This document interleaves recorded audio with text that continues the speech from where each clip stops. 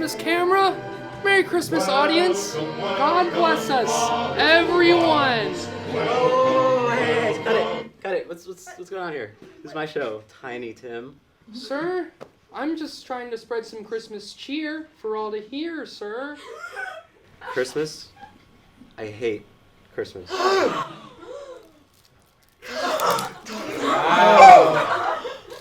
Oh, you shouldn't have done that, Mr. Bones. Christmas specials are sacred, Mr. Bones. You know what's sacred, Tiny Tim? The audience's time, so beat it, okay? Oh, so you'll understand, Master Bones. Be forewarned. You'll be visited tonight by 3 spirits. The ghost of Christmas radio, Christmas television, and Christmas film. Then you'll understand the importance of Christmas programming.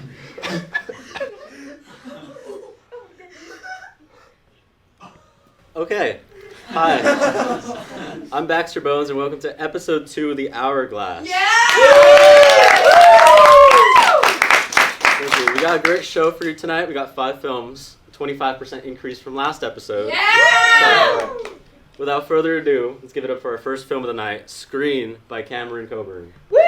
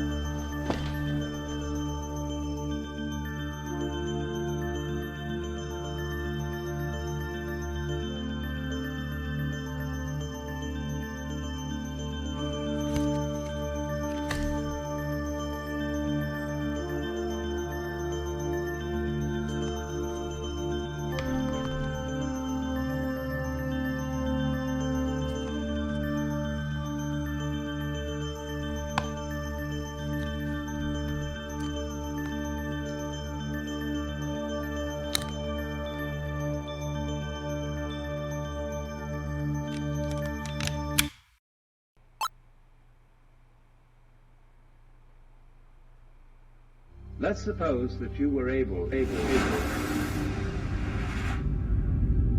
Namaste. Waste your worries away. I'm Beelzebub. Ready to begin? One moment. Gathering all the information I need.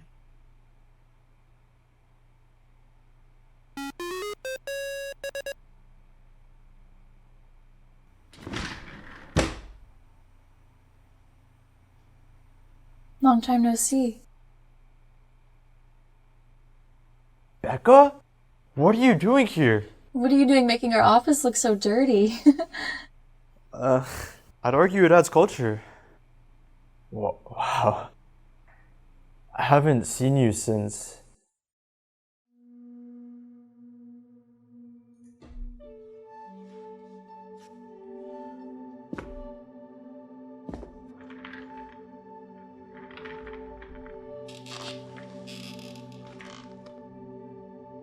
Guess what happened to Gary?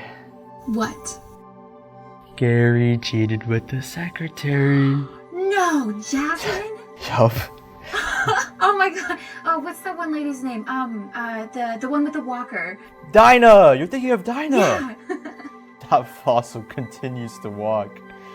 Every time I see her in the copy room, it's, "Oh, John, would you like some candy? My friend from Bingo gave some to me. Oh, have you seen my grandson? I just have to show you some pictures of him that old whippersnapper is just so precious. Stop, Jake. You're making my sides hurt. You should give her a good scare sometime. Then, you get double the pay and free food at the funeral. Wow, that's dark, even for you. But yeah, work it's going okay. I used to see a therapist. You know those don't work. Hey, Becca, Yeah? am I dead? Why would you ask such a... Because you're dead.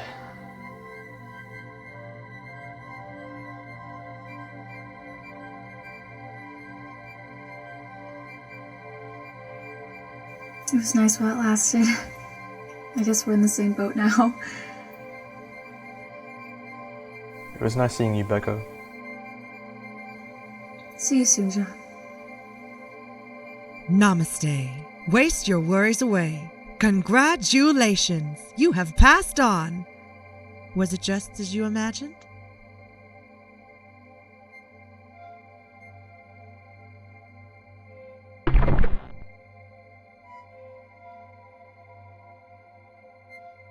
I can't complain.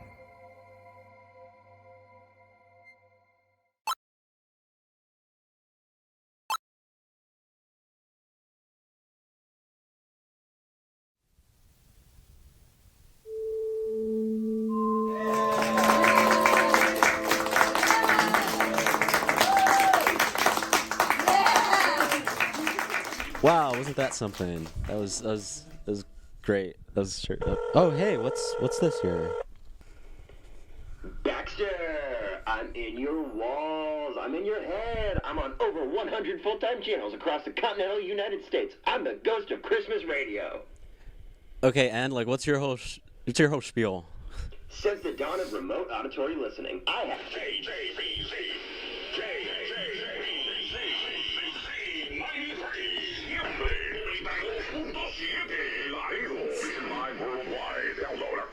GC Radio, parte de la familia Guerra Communications. I have hosted the sounds of 800-588-2300 Empire. Today. Okay, come on. How can you hate on Christmas music? Christmas radio is the best part of the season. Radio's dead. No one listens to the radio. Well, yeah, I'm a ghost, numbnuts. What are you doing? I saw that Instagram post. 12 likes. That's pathetic. Okay. Sheesh. Okay. Let us divert our attention back to our second film tonight, Meditation on Cold Memories and Colder Temperatures. Sure to give you brain freeze. Here's The Walk in the Winter Storm by Marcos Vega.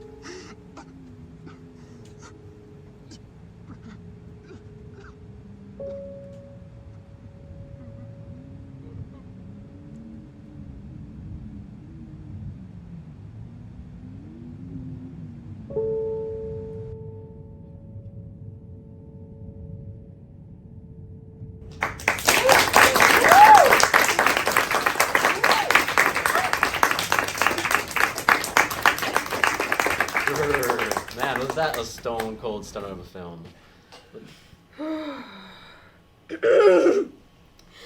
Mr. Bones, you disgust me. You know, this entire program is a stain on the reputation of Texas student television as a whole. TV is good for two things: the Great British Bake Off and Christmas specials. Now, it's inevitable, Mr. Bones. The best moments in television history happen in these specials. The Office Christmas Party, Festivus for the Rest of Us, A Very Glee Christmas. I mean, come on! Are you really gonna pass up the opportunity for a stop-motion Rankin Bass homage? Yeah, whatever that is. It's Baxter reductive, Bones. overdone, and lazy. No. Stop this. Stop. You're a sad, sad little man, Baxter Bones. Yeah. Anyway. Anyway, with our third film of the night comes the hottest, literally me film of the winter season. Here is Tea Time by Laura Best.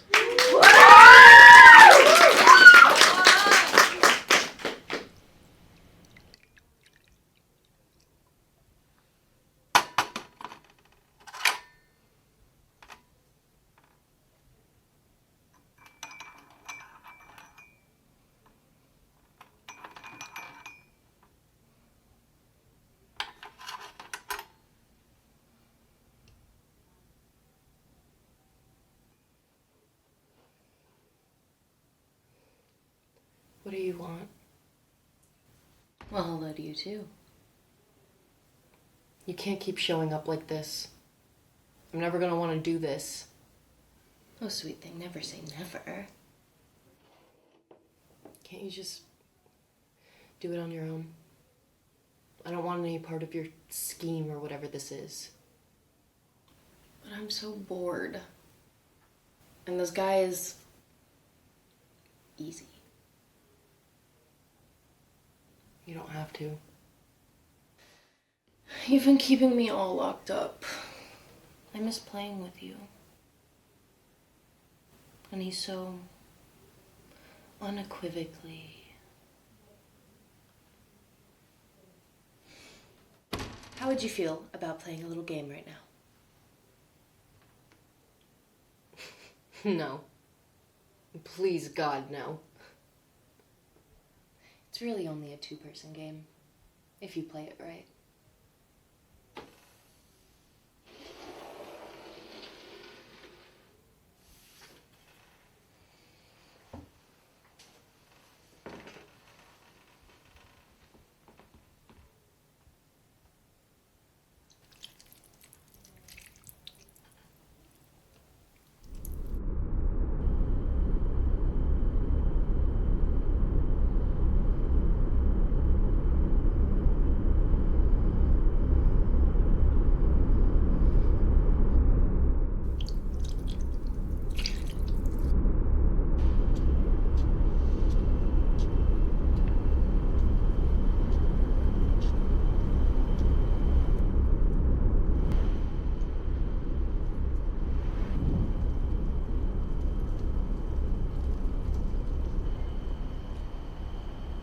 Hey, freak, isn't it past your bedtime?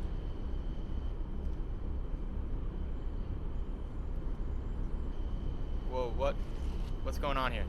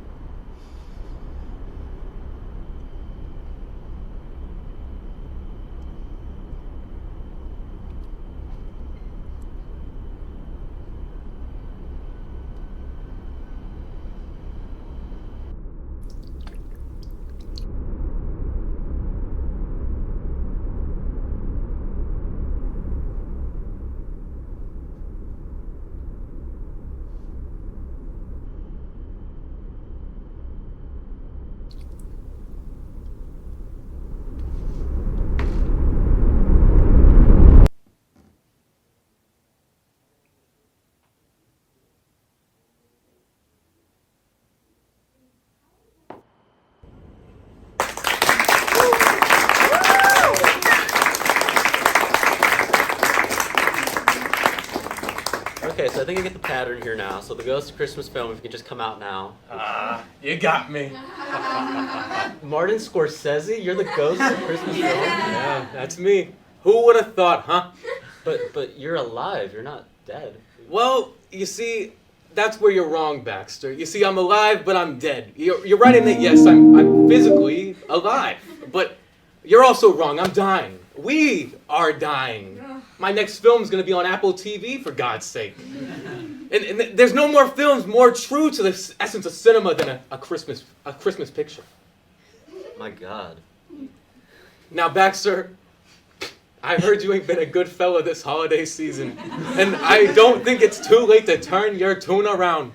Respect the masters. National Lampoon's Christmas Vacation, Ron Howard's Grinch, Dobkin's Fred Claus. It makes my heart swell and sing just thinking about it, Baxter. But Marty, you've never even made a Christmas film. I made Silence. That's a Christmas film. That's my Christmas film, okay? Now, why are you laughing? There's nothing to laugh about. You think I'm funny, Bones? Funny how? Oh, who is that directly right behind you down the hall? Is that Robert De Niro and Harvey Keitel? Bobby, I'm gonna make a couple more pictures with you. Let me come over there. Merry Christmas, Baxter. Merry Christmas. Okay.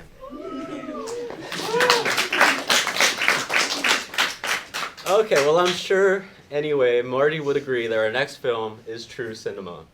A showcase of the primal foundations of horror, creeping just around the corner. Here is Phony Fiend by Ryan Rank.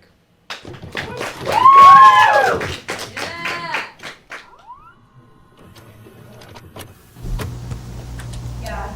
I mean, I see what you're saying, but honestly, I think you should give him a chance. I mean, like, never judge a book by its cover.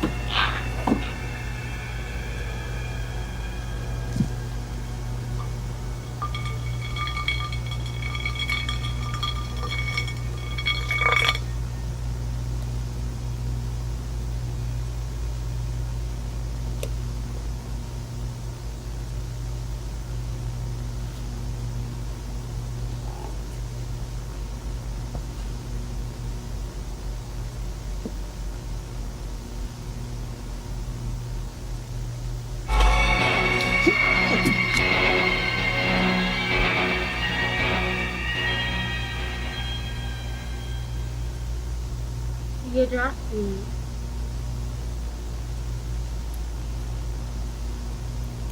Happy Halloween. Thanks, you too.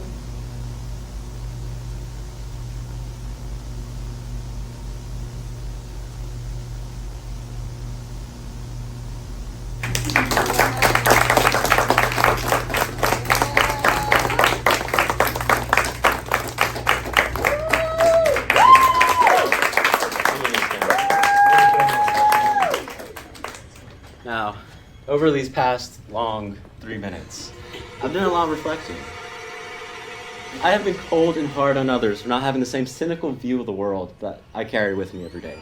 For many, Christmas is a time to give thanks and to celebrate the joys in life. You see, I was wrong. The Christmas spirit should not be silenced by hatred. It should be exploited for hard cash.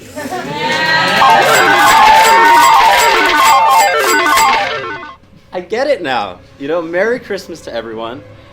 You know, yeah, Merry Christmas everyone. Just helps to celebrate the holiday. I present to you our last film of the night, A Christmas Tragedy. Here is Do You Hear What I Hear by Dakota Widener.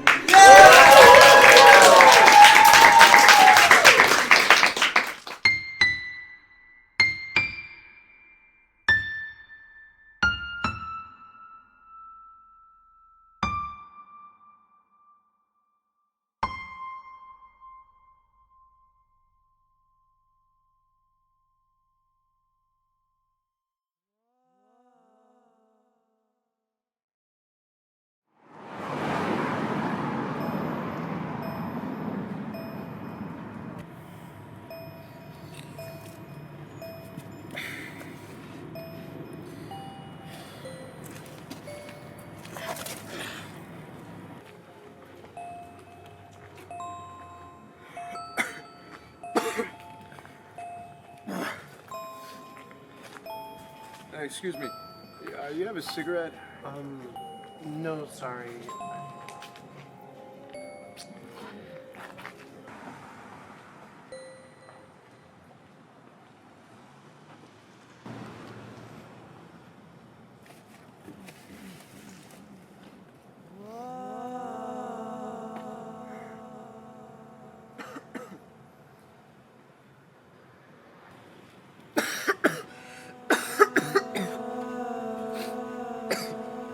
Hey, do you hear that? Do you hear that?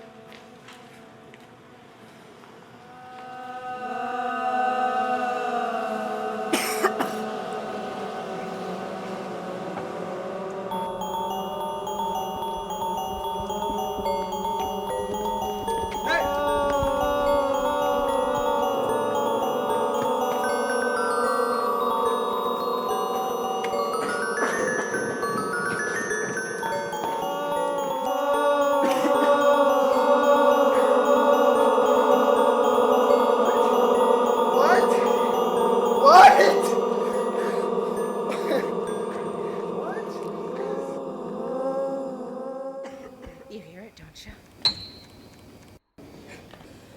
That unearthly sound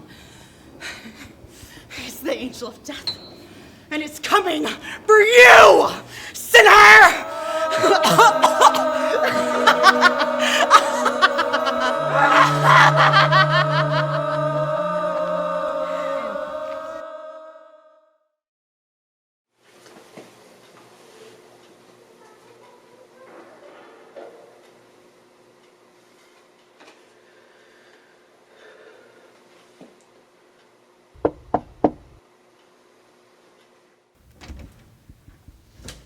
Sarah, Adam, what are you doing here? I needed to see you.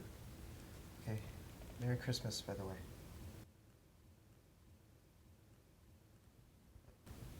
Something's been going on with me. Oh my god. Are you on something again? No, Sarah. I really need some help. I don't know what's going on with me. Okay, clearly. Sarah, please, baby. Please. Don't call me that. I'm sorry, Sarah. It's just I've made mistakes. The understatement of the century. No, Sarah, please, please, Get Sarah! up! I'm so scared right now. Okay? I don't have anybody to turn to. And whose fault is that? I know. But please.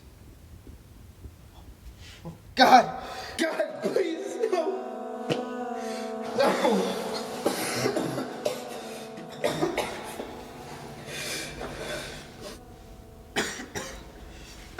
Listen, I never want to see you come around here ever again. If I do, I'm gonna call the police and I'm gonna tell them some junkie addict is harassing me in my home. Now get out of here!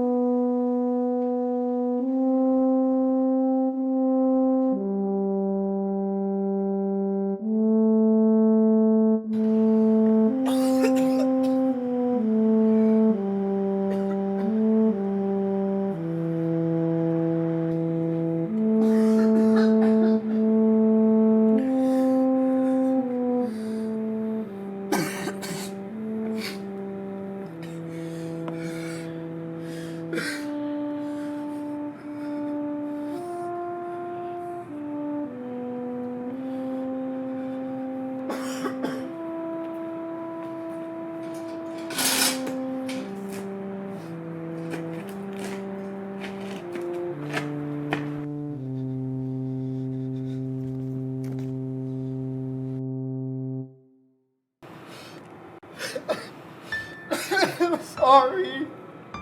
I'm so sorry. I'm sorry. I made so many mistakes. It's okay. They'll never forgive me. They will.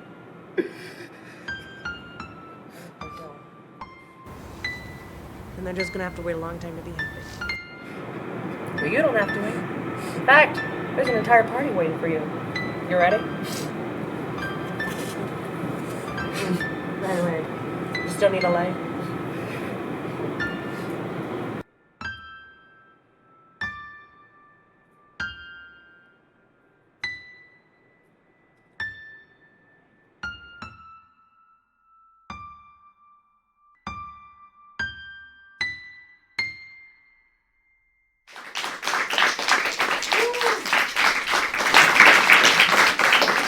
God, I love a feel-good Christmas classic.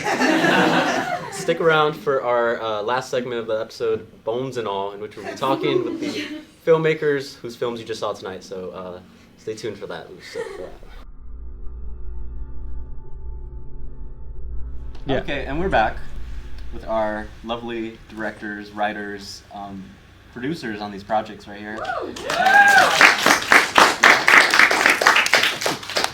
So I guess starting that way, this way, let's start with our first, Dakota, who made Do You Hear What I Hear?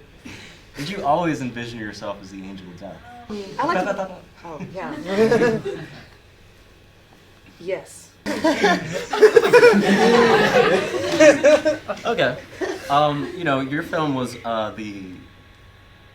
it was the only one of the night that was like specifically made to be a Christmas sort of episode. You had the music, you had, you know, the season. I guess how was this project different because it was Christmas oriented? Like going into it, were you trying just Okay. you know what I'm saying? I think I know what you're talking about.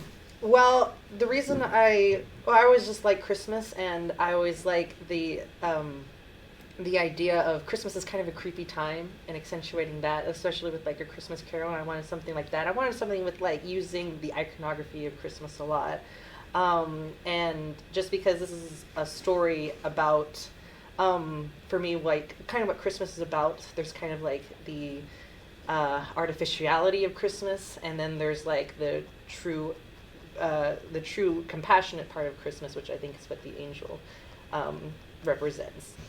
But yeah, it was.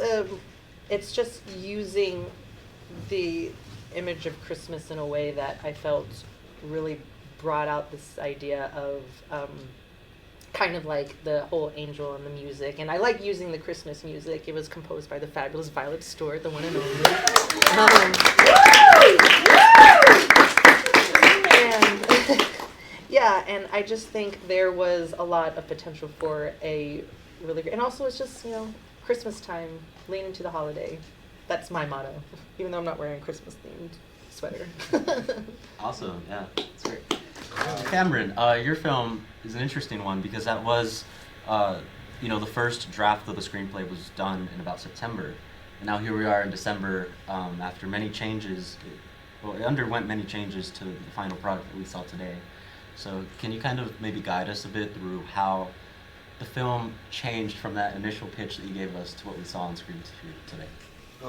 So originally I pitched a story about a person that kind of gets locked in a virtual reality, and it's kind of more of a, kind of like cyberpunkish, put this VR on your head and you get to explore your past trauma, so that's always fun. But I saw it and I thought, okay, this is going to be, way too long, and, there's going to be, I guess, too many things to do, and I was just going to be like, okay, how do, I shorten it and just still keep, like the things I like, and make it to where it, might be interesting and people, might like it. And I think I found like a happy medium, and I think feedback was probably the greatest thing I got, because it helped me realize, oh, okay, maybe this doesn't work and I need to try something else. But keep it so to where I can still see it as like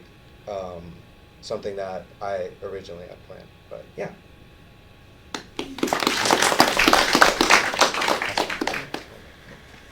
Marcos, your film was great. Thank you. What was going on? What was going on? What was going on there?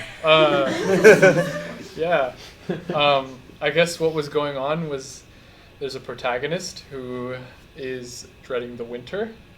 And like it's purposefully non-linear because I don't know, like since the inception of it, I believed that like, I don't know, it's coming from a personal place a little bit, just like as a creator and whatever.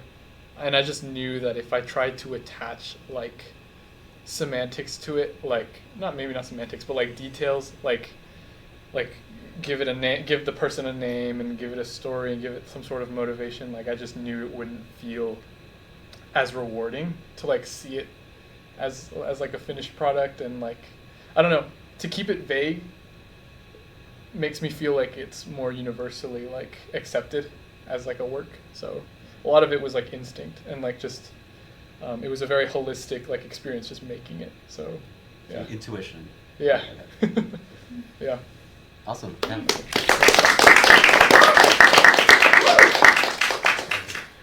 Ryan. Oh, you're right. Yeah. Well, no, I'm Baxter right now. Oh, yeah. But yeah, I really liked your film, how bare bones, and it was like, like the most like essential parts of like a horror film, from, like the camera angles to like the, just the way the setup is. I kind of was wondering, because I know you're a big fan of horror films, what were some of the influences or that went into your project and trying to, like, what were you trying to emulate? Because I feel like there was some. Yeah, I mean, I stepped back to when I was a little kid going to Blockbusters in my town after I would go to, like, Subway.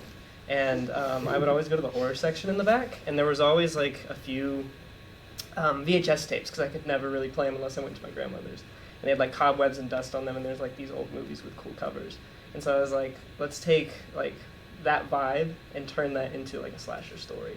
And so I set it in a garage based off of Candyman after a bunch of, like, rainy nights that we had, and then I had like other influences there. I was scared of scarecrows growing up, so made the mask a scarecrow mask, and just kind of taking from that like childlike sense of what scared me, and the reality is showing like almost telling my childlike self, like, that's not really that scary. Look, nothing actually happened to this person. So I think just reaching back to when I was a kid in Blockbuster. It's awesome.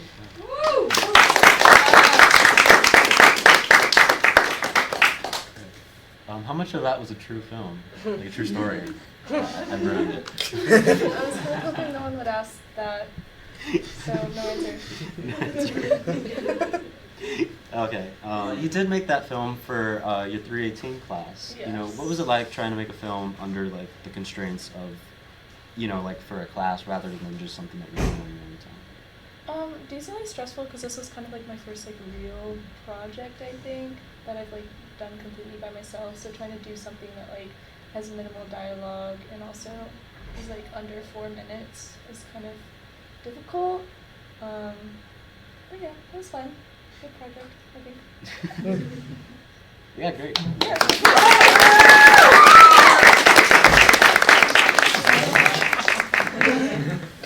You kind of answered the question I was going to ask everybody, but you know, our films today were sort of a mix of films that were made in-house, like in our part of the Hourglass, with, you know, guided through our meetings and conversations like that. Some films were submitted outside the Hourglass.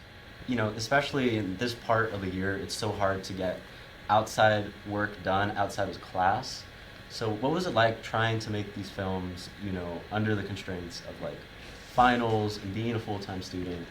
And, you know, what were some of the obstacles that you found when trying to make these films? And what were some moments of relief or moments that you, I guess, felt good about what you were doing?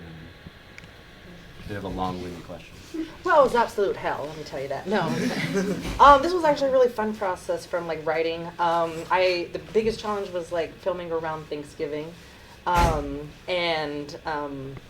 So because everybody went home, and so it was kind of calculated. So this was like a first project that I actually had like a crew, and some of my crew is here. I think some of them left though, but like we have Adam Ledger. He was our chief sound technician.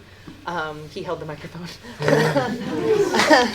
But that was a really fun experience getting to work with a lot. It was really, it kind of became a collaborative effort because you got to saw some of the people, like Cameron was my DP, and he had a little cameo in there. And so pretty much everybody who was like behind the scenes was also in front of the camera at some point, which was really nice. It was really fun.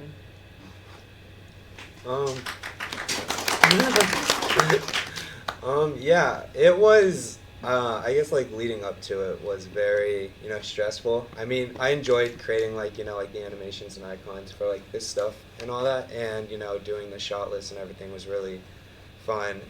But like leading up to it, I was extremely like stressing out, but then, you know, everybody kind of like joined in, you know, wanted to help me, and the actors were like amazing. And, you know, I think what really made like the moment of relief is just everybody like, you know, being like really awesome during set. And I remember we actually got locked out of the war room because we accidentally like closed both the doors, and so they locked. And so I was really stressed out. But then, you know, a bunch of the people that were there, the actors, you know, they were just like, you know, it's fine, we'll find someone. And so like, you know, we you know, it got opened up and everything, and so, you know, we continued filming, and so that was fun. But yeah, no, I think the best thing about, you know, like making this was just everybody, you know, being so, I guess, like supportive, and it was really, you know, cool. So yeah.